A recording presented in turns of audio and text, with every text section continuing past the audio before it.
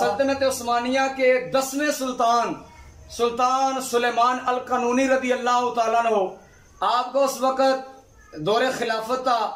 ये जो है सुल्तान सुलेमान अल कनूनी, इनकी विलादत है 900 हिजरी में और इनका विसाल है 974 हिजरी में।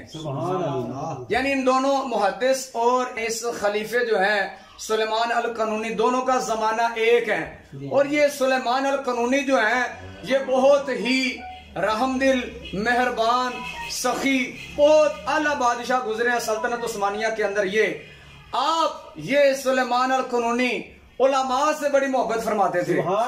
हर वक्त आपके महल के अंदर उलमा तशरीफ रखते थे। उलमा ने जिस वक्त आना, इस सुल्तान ने क्या करना, अपनी सल्तनत का जो तख्त था उससे नीचे उतर आते, उलमा को अपने तख्त पर बैठाते थे। यानी इतना इकराम करते थे उलमा का। सल्तनत का जो भी काम करना होता था पहले उलमा से फतवे लेते थे। कोई भी काम करना है, छोटा हो बड़ा हो, पहले उन्होंने क्या करना, किसी आलिम से फतवा लेना। ये बादशाह सुलेमान अल कनूनी, ये वो बादशाह है कि जिस वक्त इनका विसाल हुआ तो इन्होंने उलमा को वसीयत फरमाई कि जिस वक्त मुझे दफन किया जाए तो मेरे साथ मेरा ये वाला संदूक भी मेरी कब्र के अंदर रखा जाए।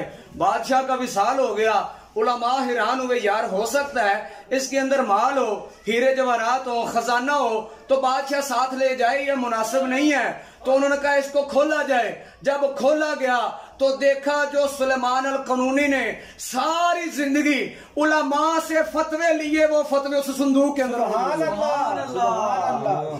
यानी वो सुलेमान अल कनूनी बताना चाहते थे कि जिस वक्त मैं परवरदिगार आलम की बारगाह में जाऊं, अल्लाह मुझे पूछे वो फलाना काम तूने क्यों किया, तो मैं उस वक्त अल्लाह की बारगाह में फतवे पेश करूंगा कि या अल्लाह मैंने जो भी किया अपनी मर्जी से नहीं किया, जो भी किया तेरे शरीयत के आलमों के फतवों के। सुभान अल्लाह, माशाअल्लाह, माशाअल्लाह, माशाअल्लाह।